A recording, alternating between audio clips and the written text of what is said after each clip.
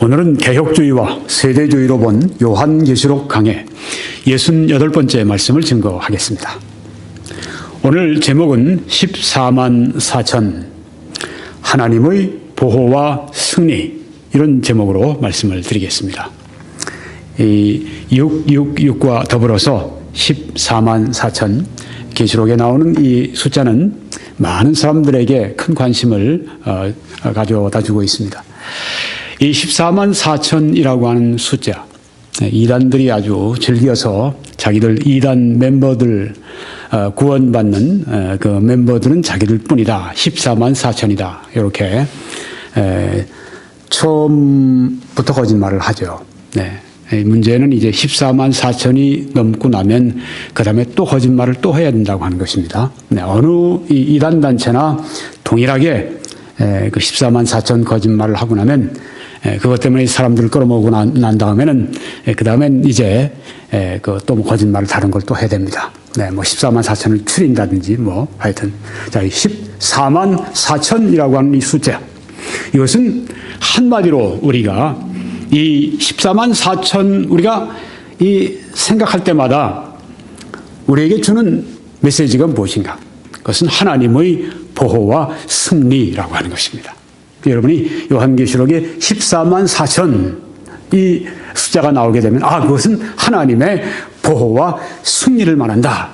그것은 참 좋은 숫자다. 하나님의 보호와 하나님의 승리를 말하는 아주 좋은 숫자다. 14만 4천 아주 좋은 숫자다. 여러분이 그렇게 생각하시면 틀림없습니다. 네, 오늘 여기에 대해서 말씀을 드리겠습니다. 오른쪽에 사진에 보시게 되면 윌리엄 핸드릭슨 박사이신데요. 이분은 그 개혁주의의 이제 대표적인 신학자입니다. 요한계시록을 둘로 이렇게 구분을 하십니다. 요한계시록 1장에서 11장까지, 그리고 12장에서 22장까지, 네, 둘로 나누지만 한 메시지를 증거합니다. 그것은 무엇입니까? 용은 그 옛뱀, 즉 마귀죠. 네, 용과 마귀와 그의 조력자들에 대한, 그의 조력자라면, 마귀의 조력자라면 영적인 존재들은 악한 영들이죠. 악령들이죠. 또한 사람으로 보면 악한, 하나님을 대적하는, 교회를 대적하는 그런 사람들이죠.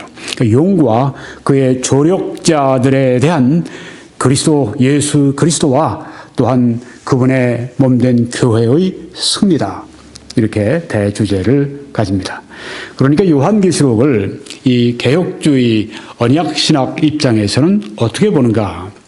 이것은 사탄과 사탄의 이 무리들에 대해서 예수 그리스도와 그의 교회가 승리할 것이라고 하는, 승리한다고 하는 그 메시지가 이 요한계시록의 말씀이다, 이렇게 본다고 하는 것입니다.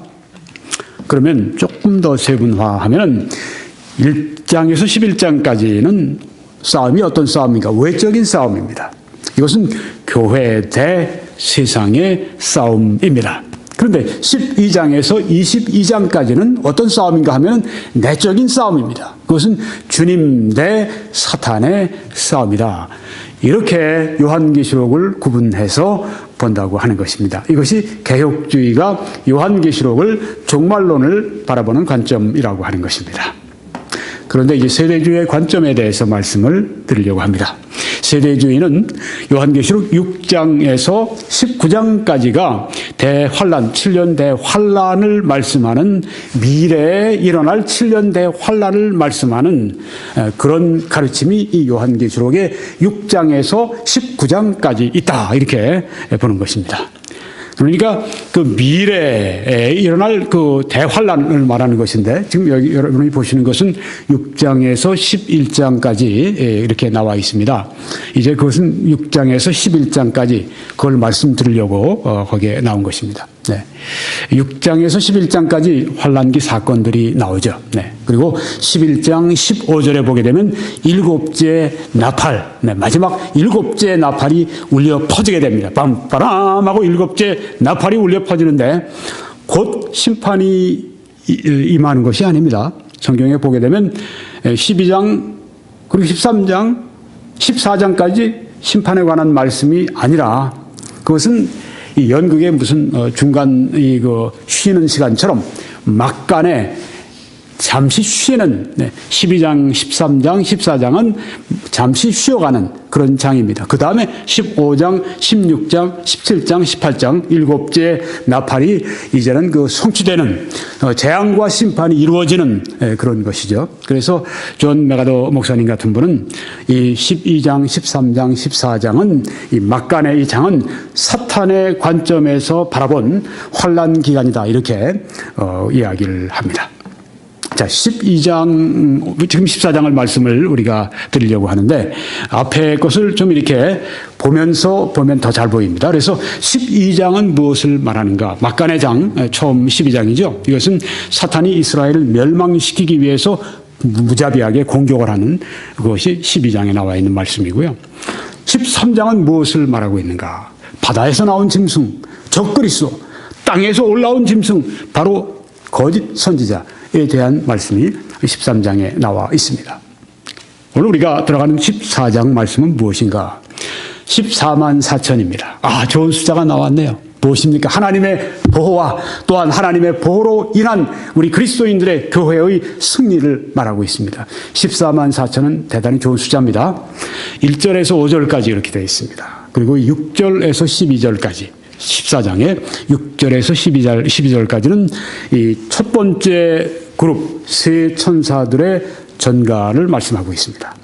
그 다음에 이제 3절 말씀은 거기에 지금 비어 있습니다만은 이 성도들이 이제 축복하는 그런 그 말씀이 이제 그 한 절에 나와 있고, 그 다음에 14절에서 20절까지 이것은 세 명의 세 천사들이 두 번째 그룹의 세 천사들이 또 전가를 가져오는 것을 거기에 말씀하고 있습니다. 오늘 14만 4천에 대해서 말씀을 드리려고 합니다.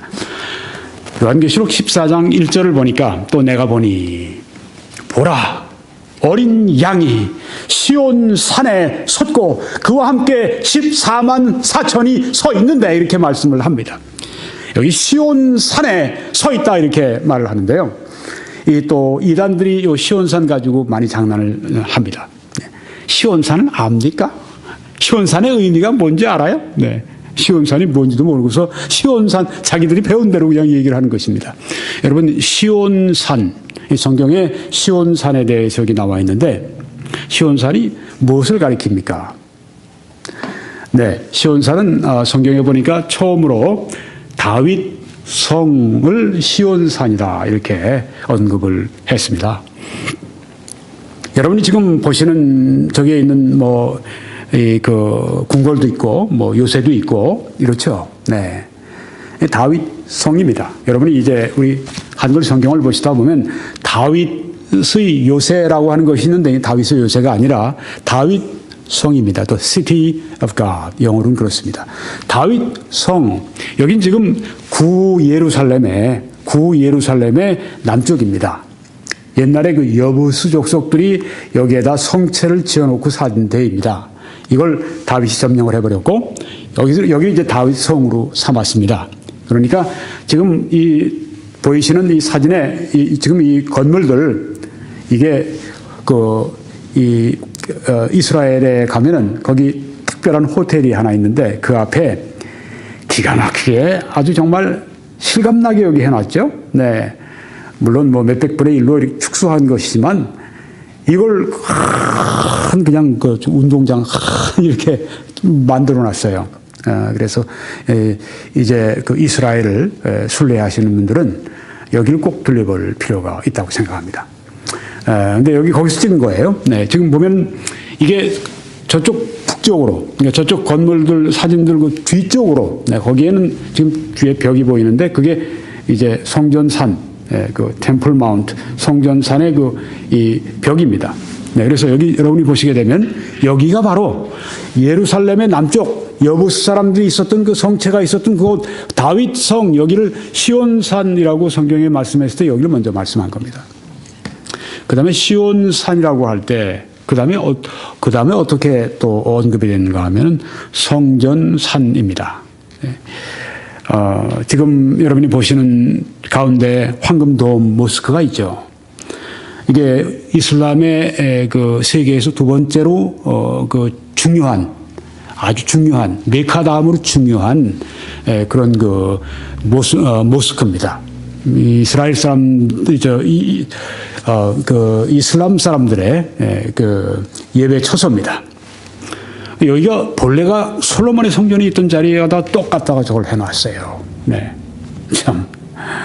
그러니까 이 정통 이스라엘 그 유대교인들은 부들부들 떨죠. 네. 그 마음 같아서는 뭐 지금이라도 가서 때려부시고 싶겠지만은 그랬다간 진짜 아주 3차 세계대전이 일어날 걸 각오해야 되니까 차마 그걸 못하죠. 네. 저긴 지금 요르단이 관리를 하고 있습니다. 저희가 바로 그 최초로 이 모리아산이라고 하는데 저기서 아브라함이 아들 이삭을 제물로 바쳤던 저 모스크 안에 큰 바위가 있습니다. 그 바위가 바로 아브라함이 그 아들 이삭을 제물로 바쳤다고 하는 거기, 네, 거기라고 하는 것입니다. 그 자리에 이제 솔로몬 성전이 들어섰고, 그 다음에 그게 다 무너지고, 느부갓네살이 다 깨뜨려버리고, 네. 그 다음에 수르바벨에 와서 지었고, 네. 그 다음에 헤롯이 증축을 했고, 그 다음에 AD 70년에 로마가 와서 다 무너뜨려버리고, 네.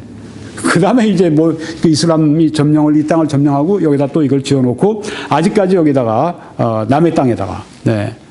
자기네들 유대교의 제일 중요한 유대인들이 가장 중요한 그 성전 네. 그걸 자기네들 거기다 갖다 또 해놓은 것입니다. 네. 그 앞으로 이 자리가 이제 헐리고 여기에 이제 환란 시기에 3차 성전 제3성전을 저기다가 짓게 될 것입니다. 자, 그래서요. 여기가 이제 시온산. 네. 그 다음에 또 시온산이 요 근래에는 어떻게 되는가 하면 시온산 하면 이게 구 예루살렘의 그 서쪽입니다. 서쪽으로, 구 예루살렘의 서쪽으로 가게 되면 저쪽 지중해 쪽인데 서쪽으로 가면 이렇게 또 조금 높은 지대가 있는데 거기가 지금 신 예루살렘입니다. 신 예루살렘. 여기는 구 예루살렘입니다. 저기 보시면 구 예루살렘의 지금 벽이 맨 아래 오른쪽으로 그 벽이 보이시죠? 네, 그 벽이 쭉 둘러가는데 그 벽 바깥에 지금 있습니다.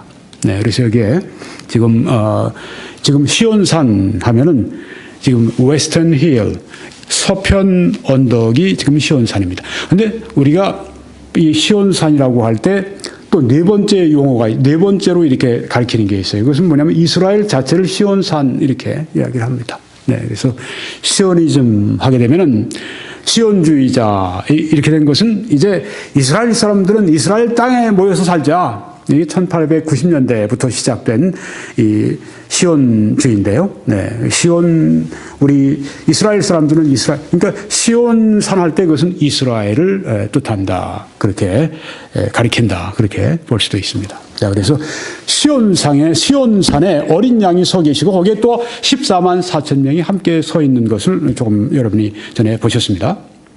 자, 그러면 14만 4천을 개혁주의에서는 어떻게 보는가? 네, 언약신학은 어떻게 보는가?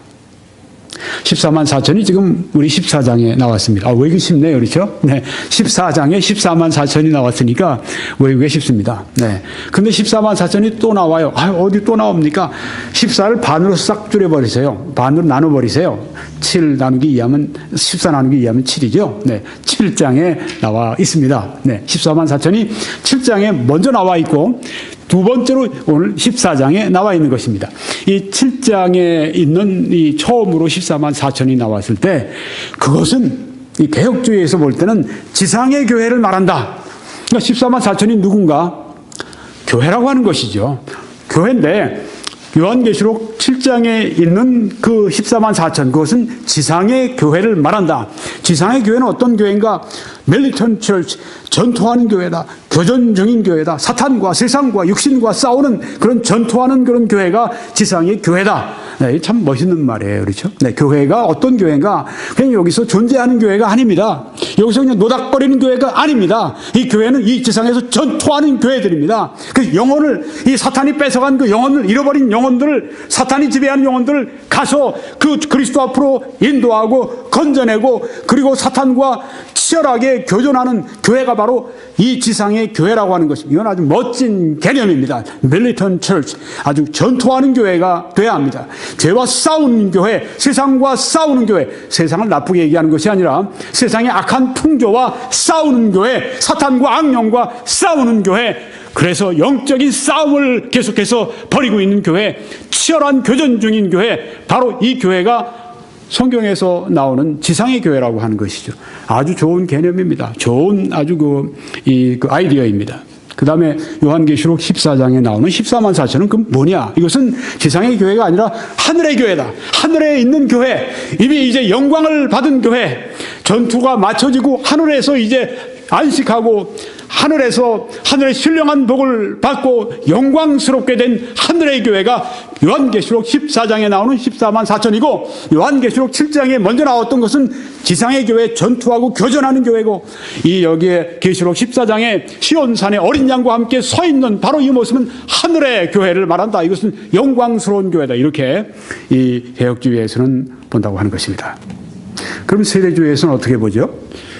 세대주의는 문자적으로 해석을 하니까, 조금 전에 이 언약 신학 이 개혁주의에서는 상징적으로 봅니다. 14만 4천은 상징이다. 14만 4천은 모든 믿는 사람들을 다 14만 4천 안에다 상징적으로 말한 것이다. 교회가 바로 14만 4천, 숫자가 꼭 14만 4천 명만 그렇게 구원받았다, 그런 것이 아니라 14만 4천이라고 하는 상징적인 숫자. 그래서 여기에 지금 14만 4천이 요한계시록 7장에 보니까 지상의 교회였는데, 요한계시록 14장 보니까 똑같이 14만 4천 명이다. 그러니까 하나님께서는 한 사람도, 이 구원받은 사람들 한 사람도 놓치지 않으시고 모두 다 천국으로 데려가신다. 그래서 여기 개혁주의에서도 무엇을 믿는가 하면은 이 한번 구원받은 성도들이 영원히 secure, 안전하다, 영원히 그들이 구원받는다 하는 것을 확실히 믿는 하나의 이 말이 이것인 것입니다. 요한계시록 7장에 지상의 교회 14만 4천 명이 한 명도 빠짐없이 14만 4천 그대로 하늘의 교회에 와 있다. 하나님께서 보호하시고 다 데려가셨다. 그렇게 본다고 하는 것입니다. 성경적인 것이죠. 그런데 이제 상징적이 아니라 이 세대주의에서는 어떻게 보죠? 문자적으로 봅니다. 성경을 문자적으로 봅시다. 성경에 베들레헴에 예수님이 태어나신다고 그랬으면 베들레헴으로 봐야지, 이렇게 생각을 하는 것입니다. 그런 것처럼 여기 14만 4천이면 14만 4천 명으로 그냥 봅시다. 왜? 요한계시록 7장에 나오는 이 14만 4천이 어떻게 14만 4천이 됐습니까? 각 이스라엘의 12지파 가운데서 12,000명, 12,000명, 12,000명, 12,000명 이렇게 해서 12로 곱하니까 12,000명을 12로 곱하니까 14만 4천 명이 나왔다고 하는 것입니다. 거기 보니까 아셀 지파에서 단 지파에서 계속 루벤 지파에서 나오지 않습니까? 유다 지파에서, 나탈리 지파에서 계속 나오는데 이 12지파 유대인들 말하는 것이다. 신실한 유대인들, 각 지파의 신실한 12,000명의 유대인들, 신실한 유대인들 14만 4천을 말하는 것이다. 그리고 요한계시록 14장에 있는 것은 무엇인가? 그러니까 요한계시록 지금 그 7장에 있는 말씀은 이제 환란 시기 동안에 있었던 실제 유대인들 14만 4천을 말한다. 신실한 유대인 14만 4천. 이제 존 메가더 목사님과 또 여러 사람들이, 저도 그렇게 생각을 하는데, 이들이 아마 전도자였을 것이다. 믿음이 좋은 전도자였을 것이다. 사도 바울 같은 아주 위대한 그런 전도자였을 것이다. 이렇게 봅니다. 그렇게 볼 여러 가지 이유가 있는데 제가 좀 말씀을 드릴 것입니다. 요한계시록 14장에 가보게 되면 여기 지금 시온산에 어린 양과 함께 14만 4천이 함께 서 있는데, 이것은 무엇을 말하는가? 이것은 승리한 유대인 14만 4천을 말하는 것이다. 요한계시록 7장에 14만 4천은 신실한 유대인 전도자 14만 4천을 말하는 것이고, 지금 여기 요한계시록 14장에 나오는 이 14만 4천은 승리한 유대인들이 시온산에 어린 양과 함께, 즉 재림하신, 시온산에 재림하신 예수님과 함께 서 있는 바로 승리한 유대인 14만 4천을 말하는 것이다. 이렇게 문자적으로 본다고 하는 것입니다. 개혁주의는 어떻게 보았습니까? 교회입니다. 그런데 그 세대주의는 어떻게 보았습니까? 14만 4천은 바로 문자적으로 유대인들이다 이렇게 본다고 하는 것입니다. 이쪽에서는 개혁주의에서는 언약신학에서는 이것은 바로 교회입니다. 네, 여기에서는 그 이스라엘입니다. 유대인입니다. 이렇게 차이가 있다고 하는 것입니다. 이 14만 4천이 좀 특별한 사람들인데 성경에 보면 요한계시록 14장 4절 가보시면 이 사람들은 여자와 더불어 더럽히지 아니하고 순결한 자라 어린 양이 어디로 인도하든지 따라가는 자며 이렇게 말씀을 했습니다. 거룩한 하나님의 사람들이었고 또한 어린 양이 어디로 가시든지 그대로 따라가는 자였습니다. 사도 바울이 이제는 내가 산 것이 아니요 오직 내 안에 그리스도가 사신 것이라 이제 내가 육체 가운데 사는 것은 나를 사랑하사 나를 위해 자기 몸을 버리신 하나님의 아들을 믿는 믿음 안에 살아간다는 말씀이 바로 이 말씀입니다. 어린 양이 어디로 인도하든지 따라가는 자들입니다. 때로는 아주 그 산정을 바람을 맞아가면서 아주 시원하게 갈 때도 있지만 때로는 저 골짜기 사망의 흠침한 골짜기를 지나갈 때도 예수님이 그곳으로 가시게 되면 거기를 따라가는 기꺼이 거기에 포기하지 않고 끝까지 따라가는 사람들 여기에 지금 말하는데 신실하죠. 사도 바울이 이런 분이 아니었습니까? 사도 바울이 얼마나 죽음의 사선을 많이 통과했습니까? 그럼에도 불구하고 한 번도 뒤로 물러가지 않고 오직 주님만 따라간 일을 계속했습니다. 이게 바로 우리 그리스도인들이 가야 할 길이고 영광스러운 길이라고 하는 것입니다. 우리도 이 특징을 따라가야 되겠습니다. 거룩한 삶을 살아야 되겠습니다. 어린 양이 예수님이 어디로 인도하시는지 따라가면 되는 것입니다. 책임은 주님이 지십니다. 24만 4천 명. 이제 제가 앞으로 세대주의 관점으로 말씀을 드리는데요. 문자적으로 14만 4천 명이 이제 요한계시록 7장에 처음으로 등장을 합니다. 이 등장을 할 때 시대의 배경이 어떠한가를 우리가 알아야 되겠습니다. 6장, 7장 지금 이제 14만 4천이 나왔는데 그 전에 6장에 무슨 일이 있는가 하면은 인의 재앙이 있죠. 네. 말탄 자들이 나오고 전쟁과 이 세상의 기근과 또한 전염병과 또 이런 짐승들이 또 그땐 사나워지고 짐승들이 막 돌아다니면서 사람을 해치고 이런 그 재앙이 이 지구상에 전 세계적으로 무서운 재앙이 6장에 나타나게 됩니다. 아주 무서운 세계에 지금 이 발을 들여놓은 사람들이 이 14만 4천의 유대인들이라고 하는 것입니다. 그 여섯째 인을 뗄 때 그때 진짜 큰 환란이 본격적으로 시작하게 됩니다. 요한계시록 6장 12절에 그 말씀이 나오는데요. 내가 보니 여섯째 인을 떼실 때 큰 지진이 나며 해가 검은 털로 짠 상복같이 검어지고 해가 검어지고 달은 온통 피같이 되며 이렇게 말씀을 하고 있습니다. 이건 그 문자적으로 보는 것이고 이것은 미래에 일어날 일이니까 예수님께서 그 십자가에 못 박혀 죽으시는 것 또 도수장으로 끌려가는 어린 양같이 잠잠하시고 아무 말도 없이 이 예수님을 채찍으로 때리고 예수님을 침 뱉고 예수님께 침을 뱉고 예수님을 붙들고 때리고 그리고 십자가를 지어가는 그 사람들 따라가셨을 때 도수장으로 끌려가는 어린 양같이 아무 말씀하지 않으시고 그대로 그냥 가셨다고 하는 말씀 그것이 그 예언의 그 말씀이 문자 그대로 이루어지는 것처럼 이 말씀도 그렇게 본다고 하는 것입니다. 큰 지진이 나면 엄청난 지진이 그때 세계 곳곳에 나게 되는 것입니다.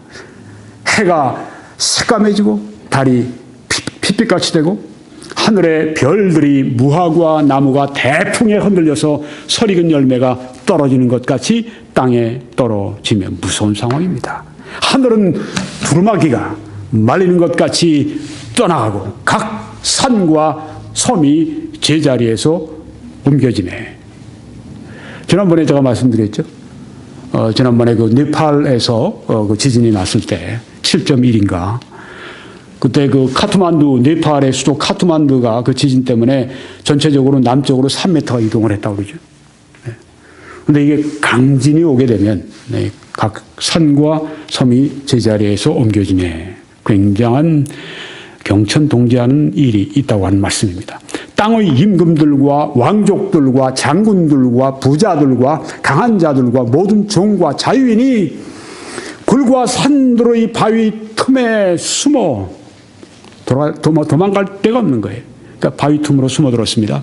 산들과 바위에게 말하되 우리 위에 떨어져서 보좌에 앉으신 이의 얼굴에서와 그 어린 양의 진노에서 우리를 가리라. 하나님이 진노로부터 우리를 가려달라. 차라리 우리 바위가 우리에게 떨어져서 우리를 죽이라고 하는 그런 얘기입니다.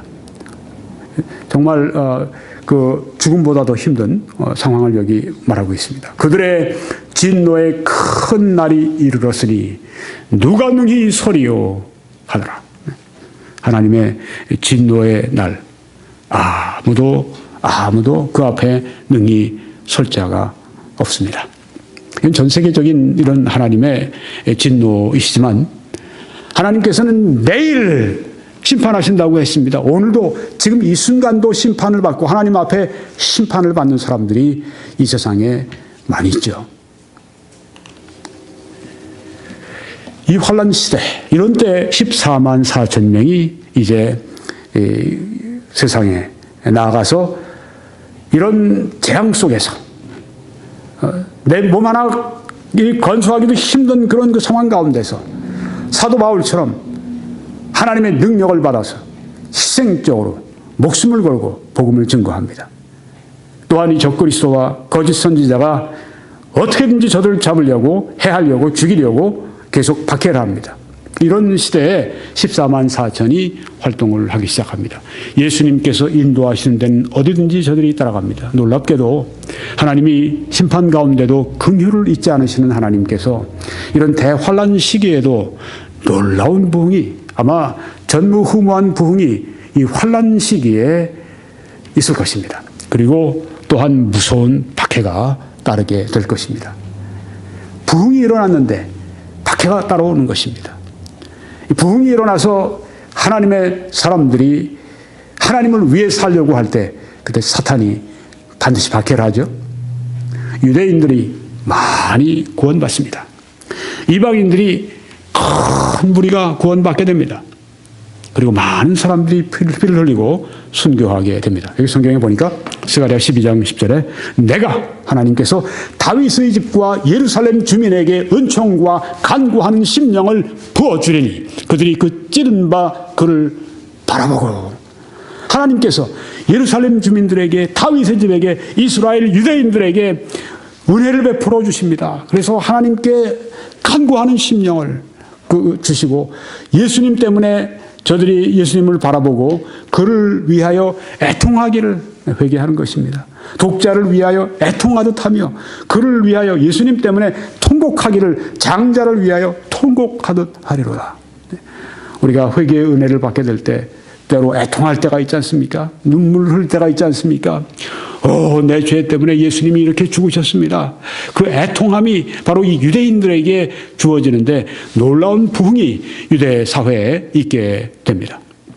지금은 참 유대인들 예수님 믿는 거 보는 게 힘들어요. 네. 한때 큰 부흥이 있었죠. 언제? 사도 바울 시대 때, 사도 베드로 시대 때, 사도들의 시대 때 예루살렘에 엄청난 부흥이 있었죠. 베드로가 설교 한 번 하니까 3,000명이 구원받고 그중에 제사장도 많이 하나님의 말씀에 복종하고, 또한 한 번 설교하니까 또 5,000명이 구원을 받고 온 예루살렘을 말씀으로 가득 채우고, 예루살렘에 있는 사람들이 박해를 받으니까 온 세상으로 흩어져서 세계복음화를 하게 되고 그런 놀라운 때가 있었습니다. 그런데 그 이후에 지금까지 다시 그런 부흥을 우리가 찾아볼 수 없는데, 환란 시기에 이런 놀라운 부흥이, 그러니까 부흥은 누구에게서부터 옵니까? 여기에 지금 말씀하시는 것처럼 내가 하고 말씀했습니다. 그들에게 은총과 간구하는 심령을 부어주겠다고 말씀했습니다. 이게 필요한 것입니다. 성령을 우리들에게 부어주실 때 그때 부흥의 은혜, 회개의 은혜, 그리스도를 바라보는 은혜, 믿는 은혜가 그때 임하게 되는 것입니다. 그래서 우리가 전도를 열심히 하면서도 우리가 하나님이 그 간구하는 심령을 사람들에게, 회개의 심령을 부어주시도록, 성령께서 그렇게 그들 마음을 감화감동해 주시도록 우리가 많이 기도하고 해야 하는 것입니다. 전도는 우리의 책임이고 우리가 희생적으로 하고 우리가 욕먹고 우리가 심지어 박해를 받고 매를 맞는 그런 이것까지도 감수하고 내가 복음 전한다. 그런 담대함도 있어야 되지만 그것만 가지고는 안 되죠. 네. 하나님의 성령이 함께 해주셔야만 가능합니다. 성령 충만한 전도만이 하나님의 목적과 하나님의 뜻을 이룰 수가 있다고 하는 것을 잊어서는 안 될 것입니다. 그 다음에 보니까 요한계시록 7장 9절에 보니까 환란 시대에 구원받는 사람 이방인들을 여기 보여줍니다. 이 일 후에 내가 보니 각 나라와 족속과 백성과 방언에서 온 세계 온 나라들 온 족속 온 백성 온 방언에서 아무도 능히 셀 수 없는 큰 무리가 나왔다고 했습니다. 어마어마한 무리들이 구원받습니다. 아마 이때 이 14만 4천 명의 이 유대인 전도자들이 성령의 충만함을 받아서 하나님이 그들을 통해서 이 이방인들에게도 은총과 간구하는 심령을 막 부어주시는 겁니다.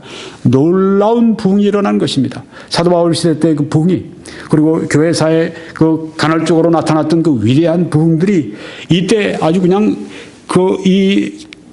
정말 하나님이 주시는 그 심판과 재앙 때문에 너무너무 살기 힘든 이런 때 이들의 이 복음 전도로 말미암아서 온 세계의 사람들이 이렇게 아무도 능히 있을 수 없는 큰 무리가 나왔다고 했습니다. 이게 은혜입니다.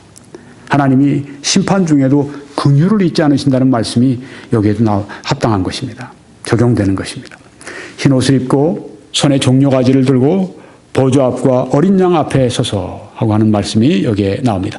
이방인들이 많이 구원받습니다. 그렇지만 여기에서 많은 유대인들과 이방인들이 구원받은 사람들이 이 적그리스도의 박해 때문에 무수한 사람들이 목숨을 잃어버리게 됩니다. 네, 여기 어린 양이 시온 산에 섰다고 이렇게 말씀을 요한계시록 14장 1절에 말씀을 했습니다.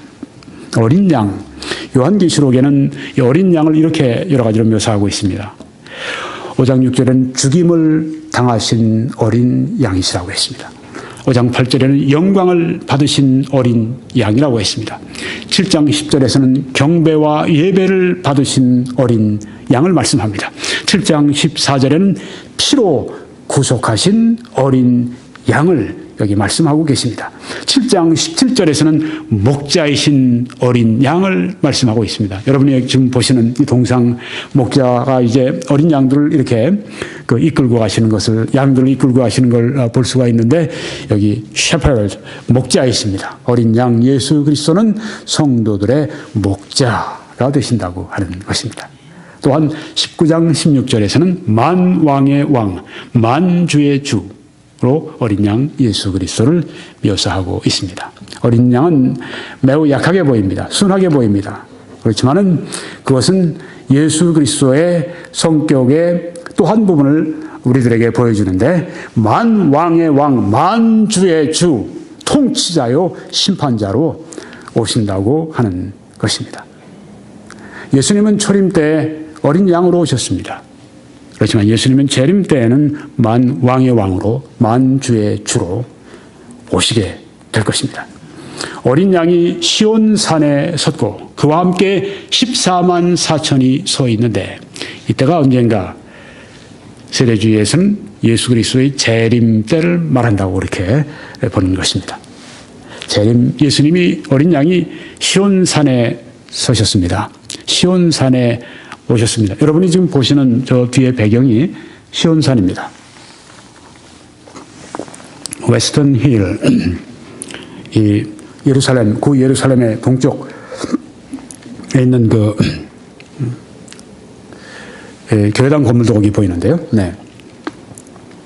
이 시온산에 어린 양이 오셨습니다. 재림하셨습니다. 그와 함께 14만 4천이 서 있습니다. 보니까 14만 4천이 요한계시록 7장에 나와 있던 14만 4천이 한 명도 빠짐없이 여기 다 재림 때 살아서 예수님과 함께 시온산에 서 있네요. 한 명도 이 14만 4천 가운데 죽은 사람이 없습니다. 한 명도 순교를 한 사람이 없습니다. 14만 4천을 하나님께서 특별하게 보호하시고 사용하셨습니다. 재림 때 14만 4천 명이 참여하고 있습니다. 24만 4천 명과 아까 많은 유대인, 많은 또 이방인들이 구원받은 다음에 많이 또 피를 흘리고 순교를 하고 했는데 생존자들이 있습니다. 이 사람들은 어떻게 됩니까? 네, 이 세대주의의 해석에 의하면은 문자 그대로 이 천년 동안 왕 노릇한다고 하는 말씀은 이 지상에서 이루어지는 천년 왕국을 말한다. 여기에 이 14만 4천과 생존자들이 그 천년 왕국으로 들어가서 입성해서 거기서 살게 된다.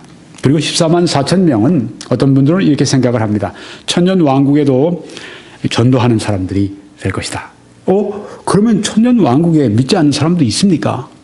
천년 왕국엔 다 믿는 성도들만 들어가는 거 아닙니까? 네, 맞습니다.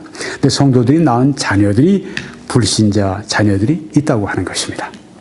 천년 마지막 때 이제 천년 왕국 말엽에 반역이 일어납니다. 사탄이 또 한 번 최후의 반역을 시도하고 또한 하나님을 믿지 않는 이 불신자들을 동원해서 또 반역을 마지막으로 꾀하다가 이제 진짜 아주 심판을 받고 그 무적행 속에 불못 속에 던져지게 되는 그 때가 오게 되는데요. 네. 바로 그것을 말하고 있습니다. 그때 불신자들이 충분히 반역을 일으킬 수 있는 만한 충분한 숫자가 그때 이루어졌다. 이렇게 봐야 된다고 하는 것이죠. 자, 이 14만 4천 그들의 이마에는 어린 양의 이름과 그 아버지의 이름을 쓴 것이 있더라. 네. 어린 양의 이름, 아버지의 이름이 이 이마에, 그들의 14만 4천의 이마에 있어요. 이게 무엇입니까? 이름이라고 하는 소유입니다. 어린 양의 소유다. 하나님 아버지의 소유다. 그래서 그 이름이, 하나님의 이름이, 또 어린 양의 이름이 그들의 이마에 있다고 하는 것입니다. 이것이 바로 하나님의 소유권을 말하는 것이고, 또 이것은 하나님의 하나님의 보호를 말하는 것입니다. 하나님의 소유, 그리고 하나님의 특별한 보호를 받을 때 그들의 사명을 다 마칠 수 있다. 네, 그들은 이 모진 세상이죠. 네. 정말 누구도 살아가고 싶지 않은 그런 아주 고통의 때, 그 환난의 때, 그런 때 저들이 목숨을 걸고 복음을 증거하는데 수많은 그리스도인 동료들이, 형제 자매들이 피 흘리면서 죽어가는데 이들은 하나님의 특별한 보호하심 가운데 마지막까지 그들의 사명을 다하고 한 사람도 빠짐없이 다 14만 4천이 어린 양과 함께 시온산에 서서 재림 때 승리하며 서 있는 모습을 보게 됩니다. 하나님의 보호는 하나님의 우리에게 승리를 가져오게 된다고 하는 것입니다. 그러면 14만 4천은 다 보호를 받았는데 그 수많은 순교한 사람들은 그건 무엇입니까? 그 사람들은 보호를 못 받은 것입니까? 아니죠. 그렇게 얘기하면 사도 베드로도 십자가에 거꾸로 날 못 박아 달라고 그래서 순교하셨다고 하는데, 사도 바울도 네로 시대 때 그때 참형으로, 이 참수로, 그렇게 이제 순교하셨다고 하는데, 하나님이 보호를 못 하셨기 때문에 그랬습니까? 수많은 그리스도인들이 화형대 위에서 불타 죽었습니다. 그들의 신앙 때문에. 그러면 하나님이 그들을 보호할 능력이 없어서, 보호하실 뜻이 없어서 그랬습니까? 아니죠. 아닙니다. 왜 하나님이 사도 바울을 그동안 일생 동안 쓰시다가 그때만 보호를 안 하셨겠어요? 그 순교도 하나님께 영광이 되기 때문입니다. 하나님께서 꼭 우리를 살려주셔야만 보호하시는 건 아닙니다. 그런데 여기에서 말씀드린 건 뭐냐면 14만 4천은 마지막까지 복음을 전하는 그들의 사명을 다할 때까지 하나님이 보호하시고 끝까지 그들이 이 재림의 주님과 함께 시온산에 설 수 있도록 보호하시고 승리하게 해주셨다고 하는 것입니다. 하나님은 우리에게 주신 그 뜻, 그 사명, 이것을 이루실 때까지 우리가 주님 어린 양이 어디로 가시든지 우리는 따라가고 하나님이 그런 우리를 보호하시고 이렇게 되면 어떤 환경과 보십시오.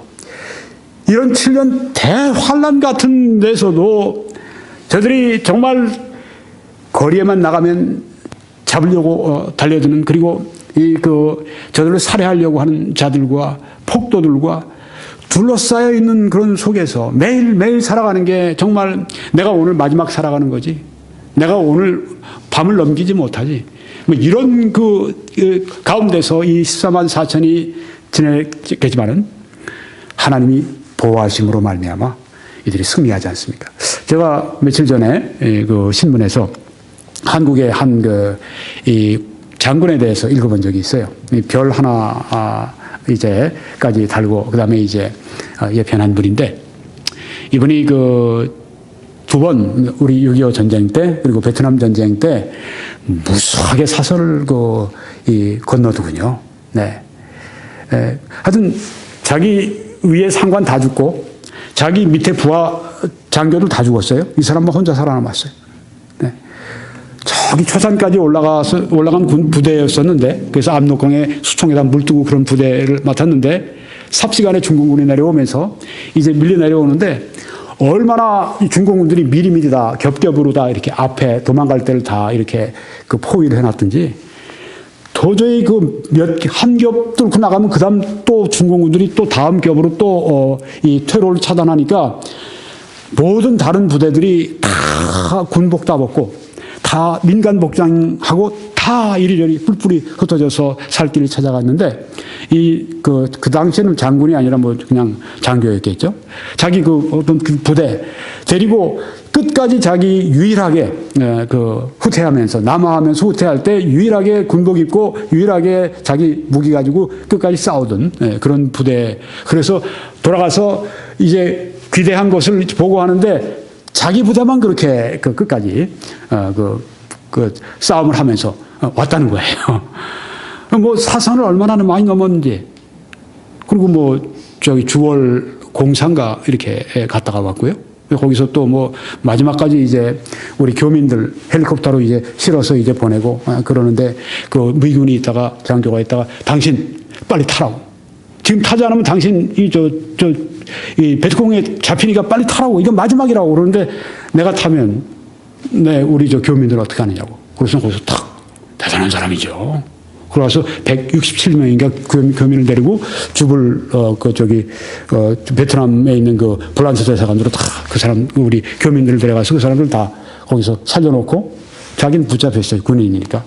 그래가지고 5년 동안을 거기에 이제 감옥살이를 하는데 아이젠버그인가 하는 유명한 무기상이 어떻게 기지를 발휘해가지고 끄집어내가지고 한국으로 와서 구사일생을 한 사람이에요.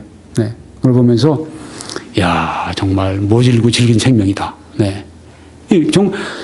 그렇게 다 죽는데도 살아남는 사람들이 있다니까요. 이 사람들이 바로 그런 사람들입니다. 하나님의 특별한 보호가 있어서 그들의 맡겨진 사명이 마칠 때까지는 안 죽은 것입니다. 그래서 이 말씀을 듣는 어떤 죄의 종들이 있어요. 네. 염려하지 마십시오.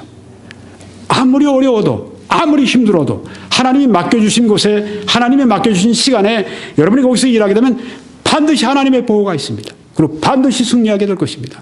보십시오. 여기 14만 4천이 그 많은 숫자가 한 사람도 상하지 않고 한 사람도 죽지 않고 저들이 그 무서운 환난을 통과하면서 복음을 전했는데도 생생하게 살아서 시온산에서 어린 양과 함께 서 있지 않습니까? 이 적그리스도도 표를 줍니다. 여기 지금 어린 양의 이름과 하나님의 어린 양의 하나님의 그 이름이 지금 이 14만 4천의 이마에 찍혔는데 인이 찍혔는데 적그리스도도 자기 사람들을 보호하느라고 자기 사람들을 이렇게 알아보게 해서 그 사람들은 죽이지 않고 그렇지 않은 그리스도인들은 다 죽이려고 적그리스도 표를 받게 하죠. 요한계시록 13장 16절에 그 말씀이 나오죠. 그 오른손에나 이마에 표를 받게 하고 그것은 사람의 순이 그의 수는 666이니라. 네, 이 적그리스도의 표를 받으면 666을 이마나 여기에 받게 되면 이거는 영원 형벌입니다. 영원 지옥불입니다. 그런데 어린 양의 이름, 하나님의 이름이 그 이마에 찍힌 사람들, 이 사람들은 영원 복락인 것입니다. 하나님의 보호와 승리. 누가복음 6장 37절은 이렇게 말씀을 합니다. 이것은 14만 4천뿐 아니라 모든 구원받은 그리스도인들에게 다 해당되는 말씀입니다. 아버지께서 내게 주시는 자는 다 내게로 올 것이요 내게 오는 자는 내가 결코 내쫓지 아니하리라 이렇게 말씀을 하셨습니다. 하나님은 회개하고 돌아온 죄인들을 절대 이 천국 집안에서 내쫓지 않습니다. 너는 내 자식 아니다. 또 죄죠? 넌 내 자식 아니다. 너는 내 자녀가 아니다. 나가라. 이런 그 뜻의 말씀이 성경에는 전혀 없습니다. 여기에 내가 결코 내쫓지 아니하리라. 내쫓지 아니하리라. 그렇게 말씀하신 정도가 아니죠. Never. 결코 내쫓지 아니하리라. 문자로 들어보세요. 네. 내가 결코 내쫓지 아니하리라. 뭐 어디 성경에 보니까 뭐 한 번 비침을 받고 그다음에 그런 사람들 다시 회개케 할 수 없나니 성령의 그 은사를 없이 여긴 사람들 다시는 회개케 할 수 없는 이런 뭔가 좀 모호한 말씀 가지고 와서 보십시오. 여기 이런 사람들이 있습니다. 은혜를 헛되이 받은 사람들이 있습니다. 이런 사람들은 여기에 다시는 회개할 수 없다고 말씀했습니다. 그건 처음부터 회개를 하지 않은 사람입니다. 처음부터 은혜를 제대로 받지 않은 사람들입니다.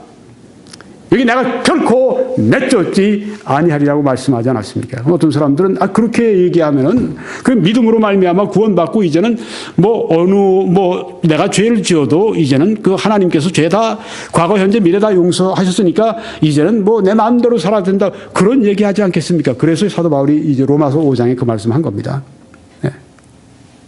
그럴 수 없느니라 이렇게 성경에 말씀하지 않습니까? 죄에 대하여 죽은 우리가 어찌 죄 가운데도 살리오라고 말씀하지 않습니까? 결코 안 된다는 말씀이죠. 그리스도인들이 더 이상 죄를 짓지 말아야 할 것은 죄에 대해서는 죽은 너희 자신이 어떻게 죄에 대해서 살 수 있겠느냐 이렇게 말씀하지 않습니까? 그리스도인들은 죄에 대해서 죽은 사람들입니다. 옛사람이 십자가에 못 박혀 죽은 사람들입니다. 그래서 이제는 옛사람처럼 살아서는 안 되고 새 사람으로 옷 입는 사람이 돼야 한다고 성경에 말씀한 것입니다. 오직 의인은 믿음으로 말미암아 살리라. 그렇게 해서 구원받았다고 해서 이제 마음대로 내가 죄를 지어도 천국은 따놓은 당상이다. 이제는 하나님도 어쩌실 수 없다. 이런 얘기하는 사람이 있으면 이 사람은 본래 구원받지 않았을 사람이 가능성이 많아요. 만약에 구원받은 사람이 그런 얘기하고 돌아다닌다면 하나님이 자식을 그냥 가만 안 놔두시죠. 손보시죠, 하나님이. 아주 무섭게 손보시죠. 네. 각오해야 돼요. 왜? 성경에 하나님께서는 받으시는 아들마다 채찍질 하심이니라고 말씀을 했습니다. 하나님의 뜻대로 살지 않으면 하나님이 반드시 때리세요. 저 사람 보니까 교회 나간다고 그러고 믿는다고 그러는데 영 잘못해도 그냥 잘 사는 것 같은 잘 나가는데요. 잘 나가요. 정말 구원받은 그리스도인이면 성경 말씀대로 나타나게 됩니다. 받으시는 아들마다 채찍질 하심이니라. 그가 채찍질 하실 때 경히 여기지 말라고 말씀합니다. 무섭게 때리십니다. 죄만큼 아주 무섭게 아주 그냥 그 손을 보십니다. 이게 하나님의 뜻입니다. 우리가 하나님을 사랑하기 때문에 죄를 짓지 말아야죠. 그렇지만 또한 하나님의 두려우심도 알아야 합니다. 하나님이 한번 손을 들어 때리시면 무섭습니다. 그래서 우리는 그렇지만 구원하신 자녀를 결코 천국 백성을 넌 다시 죄인 이렇게 내쫓지 아니하리라. 또 요한복음 10장에 내 양은 내 음성을 들으며 나는 그들을 알며 그들은 나를 따르느니라. 따릅니다. 여기 보십시오. 그 양은 어떻습니까? 따라갑니다. 예수님을 교회 오랫동안 나왔어요. 그 사람 믿는다고 그러고 직분도 있고 심지어 목사님이고 따르질 않아요. 목사님이라고 하는 분이 영 이건 아니에요. 한번 봐야 됩니다. 목사든 뭐든 장로든 혹은 무슨 신학자든 뭐든 예수님을 따르지 않는 사람들이 있어요. 이 성경 말씀도 그냥 무슨 옛날 이야기처럼 생각하고 옛날 이야기책처럼 생각하고 무슨 현대 본문 비평 고등 비평 가지고 마음대로 그냥 성경 여기저기 다 잘라내고 말이죠. 이 기적은 믿을 수 없고 이건 믿을 수 없고 현대인으로 이거 어떻게 믿냐 이런 얘기하는 사람들.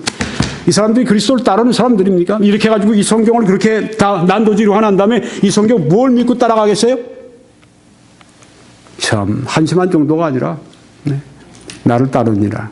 예수님 따라가지 않는 사람들은 예수님의 양이 아닙니다. 여기 보십시오. 내 양은 내 음성을 들으며 나는 그들을 알며 그들은 나를 따르느니라고 말씀하지 않습니까? 예수님을 따라가십니까? 따라가지 않으면 당신은 예수님의 양이 아니에요. 오늘 예수님의 양이 돼야 합니다. 또 내가 그들에게 영생을 주노니 영원히 멸망하지 아니할 것이요 또 그들을 내 손에서 빼앗을 자가 없느니라 하고 말씀을 했습니다. 어디서 감히 하나님의 손에서 하나님의 자녀를, 그 어린 양들을 뺏어갈 수 있다는 것입니까? 있을 수가 없습니다. 영원히 멸망하지 아니할 것이요. 구원하신 다음에 조금 어떤 잘못, 큰 잘못, 작은 잘못, 어떤 잘못한 죄 때문에 다시 너는 멸망. 이런 게 성경적입니까? 아니죠. 이 성경의 문자 그대로 보세요. 영생을 주노니 영원히 멸망하지 아니할 것이요. 그들을 주신 내 아버지는 만물보다 크심에 아무도 아버지 손에서 빼앗을 수 없느니라. 여기 아무도는 나도 속하는 것입니다. 나도 스스로 아버지 손에서 벗어날 수가 없는 것입니다. 구원하신 자녀는 끝까지 지키십니다. 또 빌립보서 1장 6절에 너희 안에서 착한 일을 시작하신 이가 그리스도 예수의 날까지 이루실 줄을 우리는 확신하노라. 네. 우리 안에서 구원의 착한 일을 시작하신 그 하나님께서는 그리스도 예수의 날까지, 우리를 구원하시는 그 마지막 그날까지 이루실 줄을 우리는 확신하노라. 베드로전서 1장 5절은 너희는 말세에 나타내기로 예비하신 구원을 얻기 위하여 믿음으로 말미암아 하나님의 능력으로 보호하심을 받았느니라.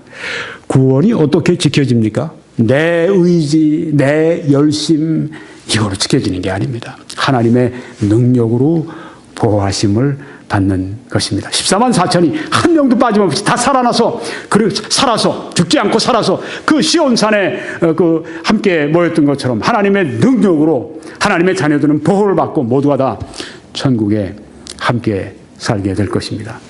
하나님의 보호와 승리를 위해서 이렇게 하십시오. 먼저 아직까지 예수님을 여러분 개인의 구주로 믿고 영접하지 않으신 분이 있습니다. 오랫동안 교회 생활을 했어요. 그럼에도 아직도 구원에 확신이 없습니다. 내가 오늘 죽으면 어떻게 될까? 이렇게 생각하는 분이 있습니다. 그것은 정상이 아닙니다. 성경에 아버지라 부르짖게 하신다고 로마서 8장에 말씀을 했는데 우리 안에 성령께서 그 확신을 주심으로 말미암아 아버지라고 부르짖게 만드시는 구원의 확신을 거기에 말하는 것입니다. 만약 아직 구원받지 않았으면 구원받으셔야 합니다. 어떻게 해요? 예수 그리스도를 당신 개인의 구주로서 믿고 영접하십시오. 성경대로 그리스도께서 우리 죄를 위하여 우리를 나로 바꾸세요. 나의 죄를 위하여 죽으시고 장사 지낸 바 되셨다가 사흘 만에 다시 살아나신 것을 믿으면 구원을 받을지니라고 고린도전서 15장 1절로 2절 3절에 말씀하고 있지 않습니까? 구원 받아야 됩니다. 두 번째는 하나님의 보호와 승리를 위해서 거룩한 삶을 사셔야 합니다.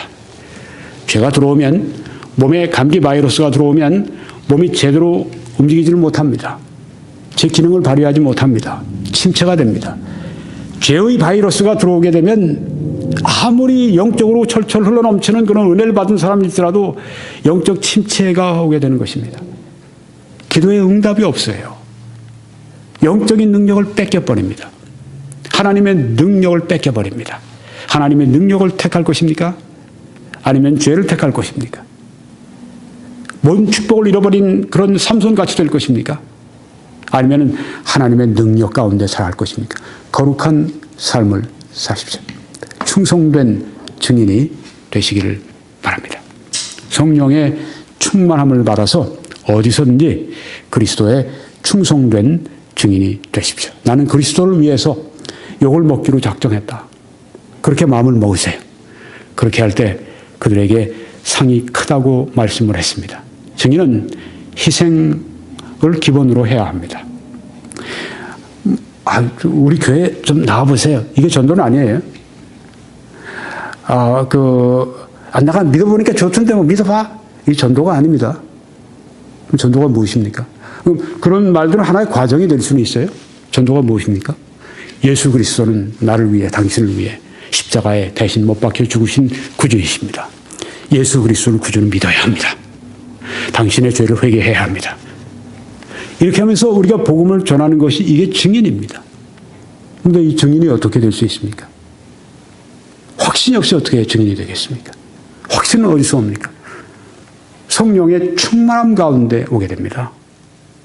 성령으로 충만할 때 죽음 앞에서도 부정할 수가 없는 거예요. 충성된 증인이 되기 위해 성령의 충만함을 우리가 받아야 됩니다. 충성된 사역을 해야 합니다. 그래야 하나님의 보호가 있습니다. 어떤 성도님이 제게 이런 좋은 아주 감동적인 이야기를 글을 하나 주었어요. 제가 읽어보니까 아주 한국이 가난하고 어려울 때 아주 일제시대 때입니다. 젊은 선교사님 내가 와서 이제 한국에서 일을 하기 시작했는데 장티푸스 걸린 한국 사람들 돕다가 이 젊은 이 남자 선교사님이 장티푸스가 걸려서 죽었어요. 그래서 그 사모님이 선교사 부인이 이제 돌아갔습니다. 그러고 나서 2년 후에 다시 한국을 오게 된 거예요.